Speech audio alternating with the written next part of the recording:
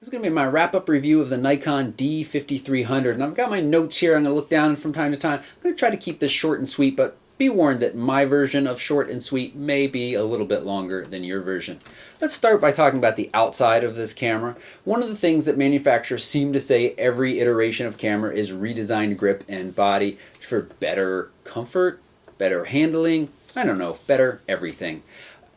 It's true this time. I have to say, I didn't notice right away when I picked it up. It wasn't until I went and grabbed the D5200 again and really felt this kind of shallow grip here. My fingers get jumbled up in there. But with the D5300, the grip is a really nice depth. The camera in general feels really nice in the hand. I'm still not crazy that there's not a lot of room back here for the thumb. On the Canon, I like how the thumb fits back there, but we're getting pretty particular and picky.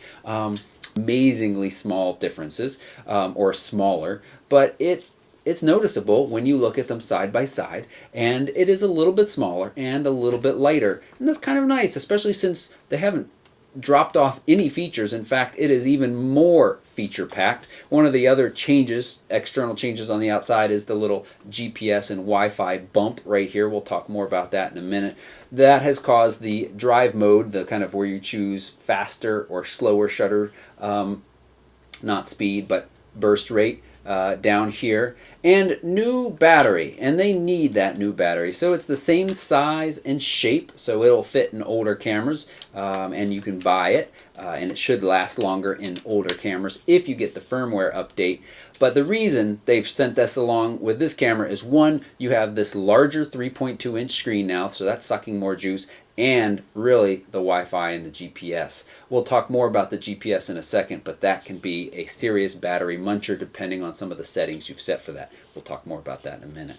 So, but overall, feels good in the hand, and I think the intelligent layout of the buttons back here are pretty good. The interface on the back is decent. You press the little I button and you go through. There are some inconsistencies in how you operate this camera. There are some sections of the menu that you can quickly use the dial to work through, and there are some where that doesn't work, even though they're all on the same line here. That's a little annoying, but definitely something that you would get used to using this camera.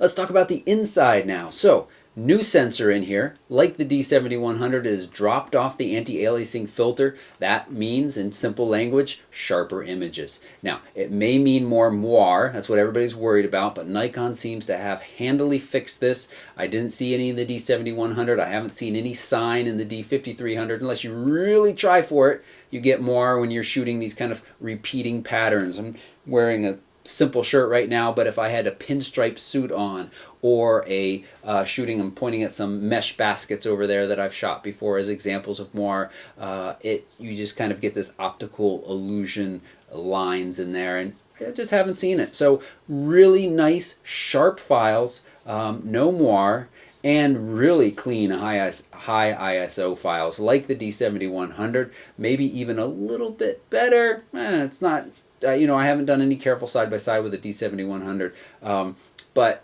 you can shoot all the way up to ISO 6400, easily up to 4000. Above that, if you're careful, and certainly with a little post-processing, the files look really, really nice.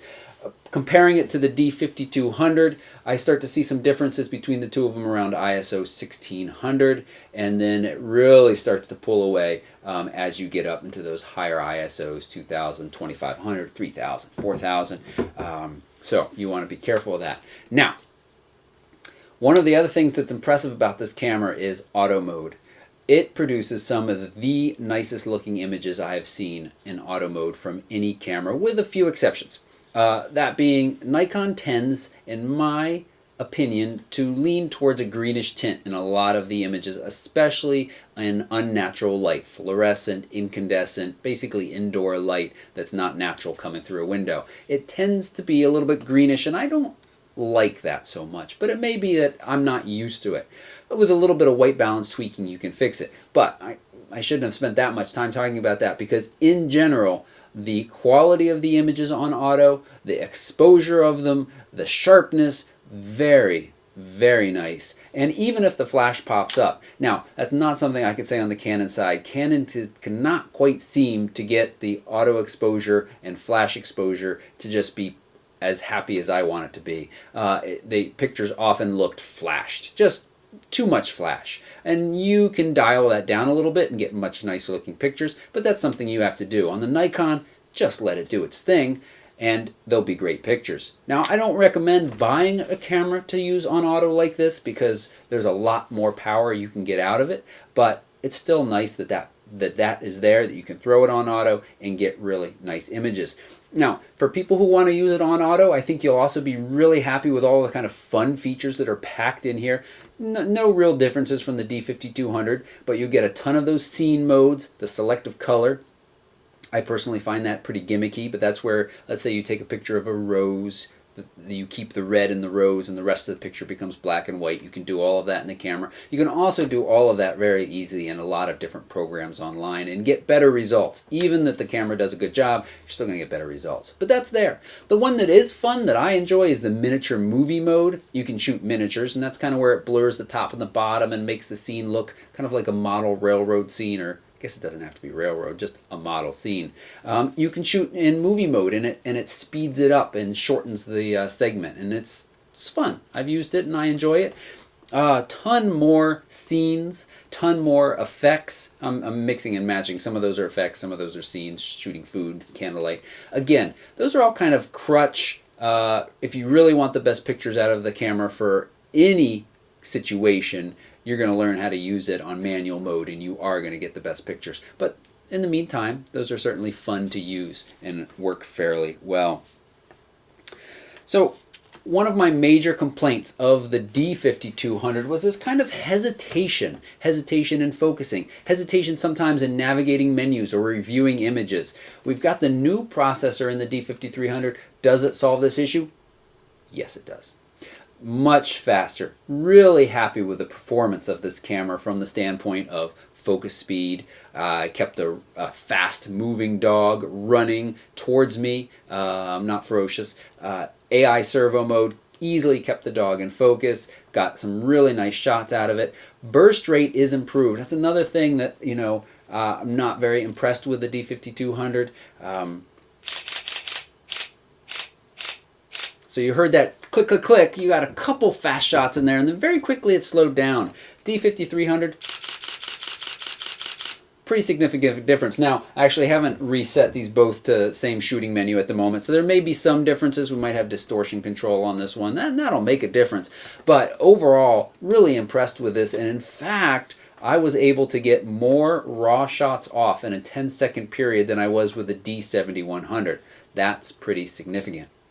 While we're talking about RAW, you do have the option of shooting in 12-bit or 14-bit. Now that's really going to slow down the performance of this camera, but if you want to eke out as much quality as you can, it's nice to be able to shoot 14-bit RAW. They're not going to look any better necessarily. They're going to be a lot larger. It's going to make your camera slow, and you say, well, wait, if they don't look any better, put them on the computer, process them in Lightroom. There's going to be a lot more data that you're going to be able to pull out of there. Are there shadows? You're going to be able to pull detail out of those shadows nice and clean. Highlights blown out? Again, you're going to be able to pull data out of that. So really, really, just there is no other, I think I am spoiling my end line here. At this price point right now, there is no other sensor processor combination that I've seen provide near this image quality. Certainly near it, and especially if you step up, 70D does a very nice job and has some other very, very strong features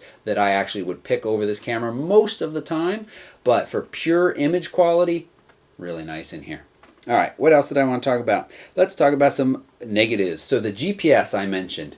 Well, you got to have a kind of a choice here between sometimes having some of your photos tagged or having all of your photos tagged and just chewing through your battery. A couple of things, a couple of settings in there. You can, and I've got a different video about this, so I'm just going to mention it briefly. The link to that other video about GPS and Wi-Fi specifically are down below. If you let the GPS go to sleep when the screen goes to sleep, it's very likely that when you wake it back up and take a picture, it hasn't got a lock again yet. I've found that it can take a couple of seconds, and it's pretty likely. I often will be carrying my camera around. It'll be asleep. I'll see something I want to take a picture, bring it up to my eye, and take a picture within 2 to 3 seconds.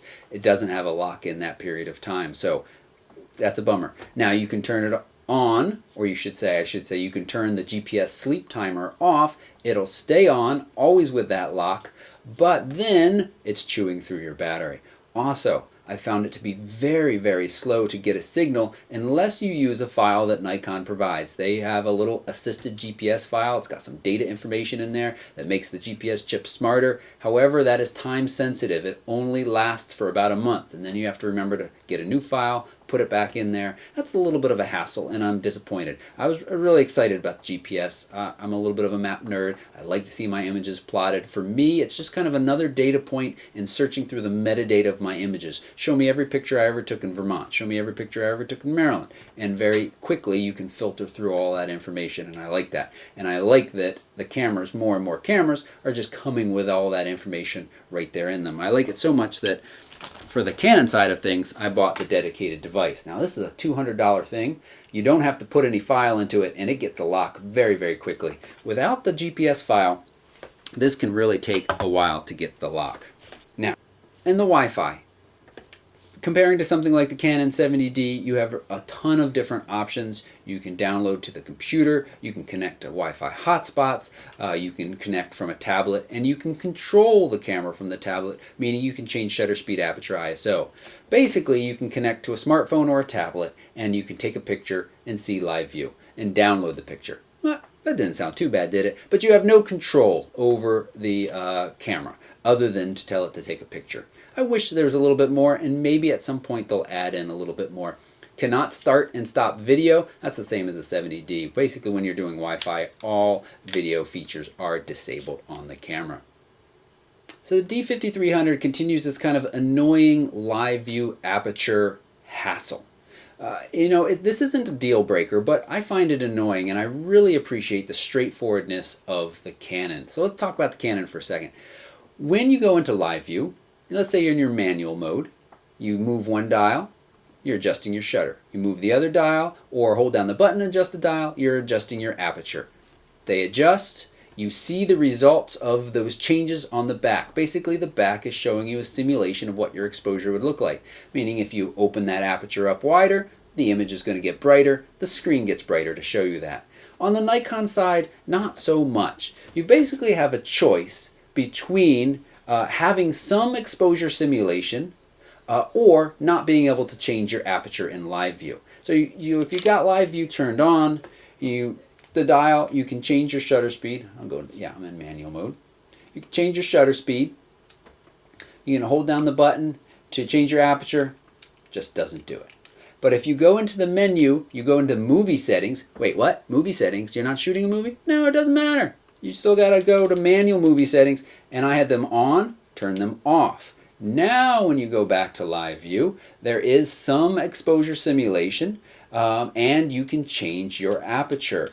But the exposure simulation is not like it is on the Canon side. You do still have your little exposure meter right here, which shows you where you are. So, you don't have to see it, but you've got this big, beautiful live view screen. Why can't they give you a really nice simulation? And why do you have to back out of live view and back into it to make your changes?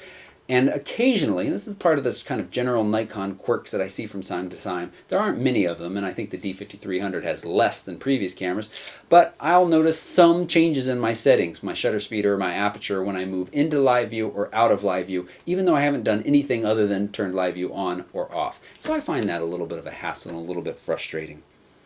Also in live view, your autofocus is still rather boring. It's not slow, but it's not as smooth, and there's no silent lenses like on the Canon T5i side. So for video recording simplicity, you still don't have that. The lens makes noise. I wouldn't call it a noisy lens, most of them, but it does still make noise, and certainly nothing like what we see on the Canon 70D with that dual pixel autofocus technology. That is amazing, and it works very, very well. All right, so I think I hit all of the major points that I wanted to. Let's go back to that one line that I want to leave you with. If you are looking for the absolute best image quality at this price point, the D5300 right now really is it. Really nice camera. It's got some quirks. It's got the kind of live view deal that is a hassle, but I don't think it should be a deal breaker for many people. And it does a nice job of videos. Oh yeah, also you have the, I didn't talk a whole lot about videos, but you do have the full 1080p at 60 frames per second now. None of the other DSLRs at this level really offer that. There are some Sonys that offer it, but then you're shooting with Sonys and talk about quirks. And Sony people, go ahead and just yell at me in the comments below. But and you also got the uncompressed HDMI out. That's a little exciting, but I think people make bigger deal about that than really the number of people that actually use it and get excited about it at this level. There are a lot of other models out there, other cameras that are going to do a better job for video work for you if you're kind of an indie filmmaker. But again, quality, quality, quality. Really nice if you put up with a couple of quirks. If you've got any questions about whether this camera is better for you, or the D5200 with some savings, or the T5i, or the 70D, I'd be happy to help you and give you some kind of recommendations. Come over to the Facebook page. I do a much better job of keeping track and answering questions there. And give me information about you. Please don't say which one is best, because I don't know which one is best for you. Each of these cameras, there's a possibility that I'd recommend the T5i for you based on your needs, or the 70D, or the D5300. So thank you so much for watching, and if you haven't already, please subscribe. Thank you.